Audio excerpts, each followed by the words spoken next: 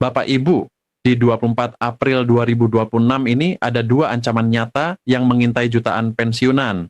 Pertama, hoax rapel yang semakin canggih dan menyesatkan. Kedua, dan ini lebih serius, peringatan overpayment dari Taspen yang jika 5 kondisi tidak dilaporkan segera, bisa berujung tagihan pengembalian puluhan juta kepada negara. Hari ini kita bongkar 8 mitos berbahaya dan berikan panduan lengkap menghindari tagihan tersebut. Simak sampai habis. Assalamualaikum warahmatullahi wabarakatuh. Bapak dan Ibu yang kami hormati, hari ini di 24 April 2026, ada dua ancaman nyata yang perlu dibahas secara serius dan langsung. Ancaman pertama adalah hoaks rapel yang semakin canggih, semakin meyakinkan tampilannya, dan semakin efektif memanfaatkan harapan besar jutaan pensiunan yang sedang menunggu kabar baik. Ancaman kedua, dan ini bahkan lebih serius dari hoaks, adalah peringatan resmi dari PT Taspen tentang overpayment atau kelebihan pembayaran. Jika 5 kondisi tertentu tidak dilaporkan segera, konsekuensinya adalah tagihan pengembalian dana yang jumlahnya bisa mencapai puluhan juta rupiah kepada negara. Keduanya perlu dibahas hari ini karena keduanya berdampak langsung pada rekening dan kesejahteraan keluarga.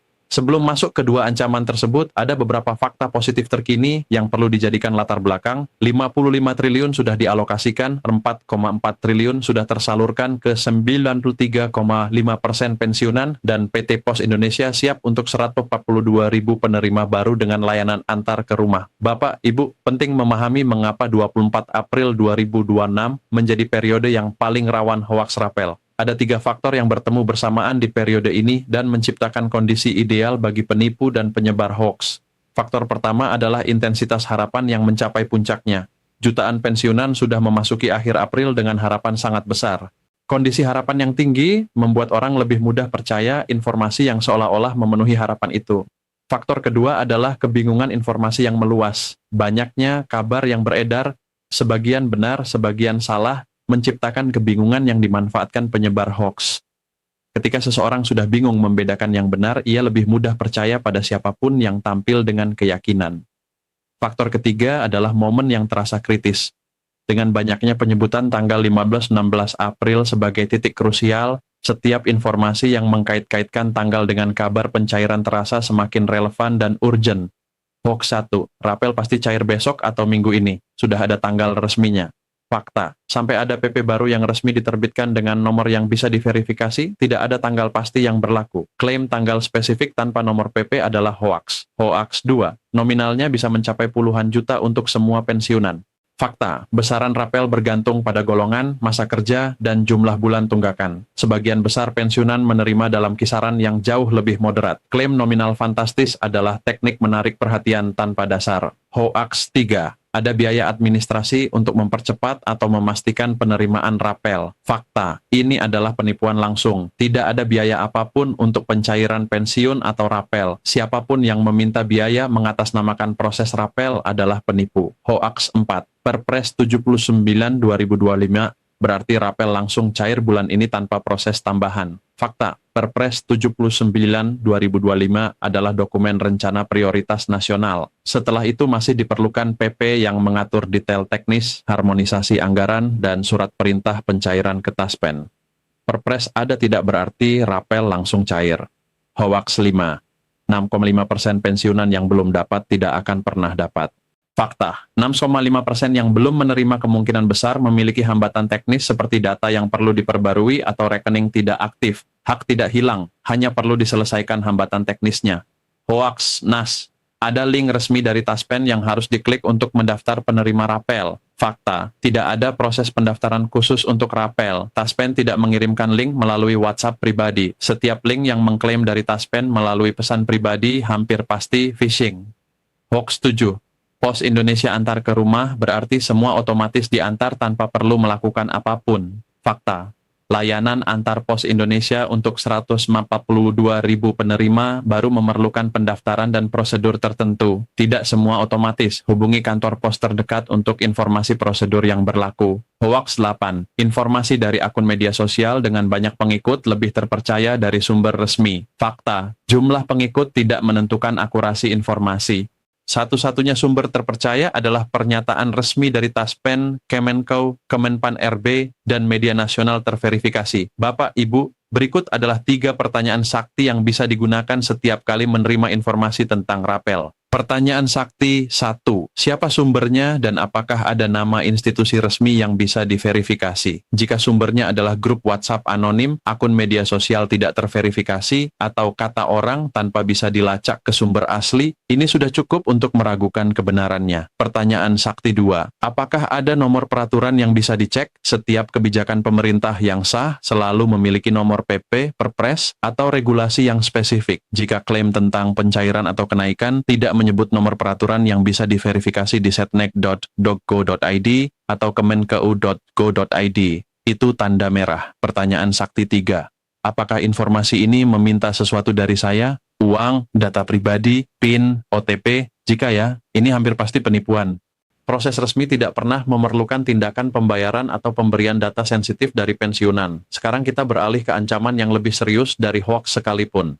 Peringatan overpayment taspen. Mengapa lebih serius? Karena hoax bisa dihindari dengan tidak percaya dan tidak bertindak. Tapi overpayment adalah masalah yang sudah terjadi diam-diam ketika kondisi tertentu dalam keluarga berubah tapi tidak dilaporkan. Sistem verifikasi taspen sudah semakin canggih dan terintegrasi dengan berbagai database kependudukan digital milik negara. Perubahan status apapun akan semakin mudah terdeteksi secara otomatis. Dan konsekuensinya sangat serius, seluruh jumlah kelebihan yang sudah diterima harus dikembalikan ke negara. Seluruhnya, bukan sebagian. Kondisi 1, anak sudah menikah. Simulasi kerugian, menikah 2 tahun lalu, manfaat 2 juta, bulan 44 juta harus dikembalikan. Kondisi 2, anak sudah bekerja. Simulasi kerugian, bekerja 1,5 tahun lalu, manfaat 1 juta bulan PIPAM, 18 juta harus dikembalikan. Kondisi 3, anak sudah usia 25 tahun, simulasi kerugian, sudah 26 tahun tapi belum dilaporkan, manfaat 81.000 bulan X 12 bulan, di 9,6 juta harus dikembalikan. Kondisi 4, janda atau duda menikah lagi. Simulasi kerugian, menikah lagi setahun lalu, manfaat 2,5 juta, bulan satu modal 30 juta harus dikembalikan. Kondisi 5, penerima manfaat meninggal dunia. Simulasi kerugian, meninggal 6 bulan lalu tapi belum dilaporkan, manfaat 3 juta, bulan pada 14 juta harus dikembalikan oleh ahli waris. Cara melaporkan sangat mudah. Call center Taspen tersedia di taspen.id. Aplikasi digital Taspen bisa diunduh di smartphone. Mitra bayar Taspen tersebar di hampir setiap kota, dan kantor cabang Taspen tersedia di berbagai daerah. Dokumen yang diperlukan tidak rumit. Untuk pernikahan anak, buku nikah dan KTP anak. Untuk anak bekerja, surat keterangan kerja. Untuk janda atau duda menikah lagi, buku nikah baru. Untuk penerima meninggal, surat kematian. Lakukan audit keluarga sekarang, duduk bersama seluruh keluarga dan tanyakan secara terbuka, apakah ada kondisi dari 5 kondisi tersebut yang sudah terjadi tapi belum dilaporkan. Mencegah jauh lebih mudah dan jauh lebih murah daripada harus menghadapi tagihan puluhan juta di kemudian hari. Untuk anak-anak dan cucu dari pensiunan, ada peran penting yang harus dimainkan untuk perlindungan ganda. Perlindungan dari hoax, bantu orang tua memfilter informasi yang masuk. Gunakan 3 pertanyaan sakti setiap kali ada kabar rapel yang tampak menggiurkan. Perlindungan dari overpayment, bicara terbuka dengan orang tua tentang kondisi-kondisi yang wajib dilaporkan. Seringkali orang tua tidak menyadari bahwa perubahan kondisi anak dalam keluarga perlu segera dilaporkan ke Taspen. Jadilah sistem perlindungan aktif bagi orang tua di era digital dan birokrasi yang semakin canggih ini. Di tengah semua pembahasan tentang ancaman, penting menegaskan kembali fakta-fakta positif yang nyata dan bisa dijadikan pegangan. Perpres 79 2025 sudah berlaku, 55 triliun sudah dialokasikan, 4,4 triliun sudah tersalurkan ke 93,5% pensiunan. PT Pos Indonesia siap untuk 142.000 penerima baru dengan antar ke rumah. Hak rapel tidak akan hilang meski pencairan terlambat. Proses sedang berjalan. Taspen sudah siap mengeksekusi begitu regulasi teknis turun. Semua elemen sudah bergerak menuju satu titik yang sama. Bapak, Ibu, rangkuman panduan perlindungan ganda hari ini. Ada 8 hoaks berbahaya yang sudah dibongkar. Gunakan 3 pertanyaan sakti sebelum percaya informasi apapun. Tidak ada biaya untuk rapel. Tidak ada link resmi yang perlu diklik. Sumber hanya dari institusi resmi. Ada 5 kondisi overpayment yang wajib dilaporkan segera. Semakin lama tidak dilaporkan, semakin besar tagihan. Cara lapor mudah, call center, aplikasi, mitra bayar, atau kantor Taspen. Lakukan audit keluarga hari ini, libatkan anak dan cucu dalam sistem perlindungan ganda, bapak dan ibu yang kami cintai, jadilah konsumen informasi yang cerdas, Jadilah keluarga yang waspada terhadap perubahan kondisi yang wajib dilaporkan. Keduanya adalah bentuk perlindungan terbaik yang bisa dilakukan hari ini. Jangan lupa like, subscribe, dan bagikan. Sampai jumpa. Wassalamualaikum warahmatullahi wabarakatuh.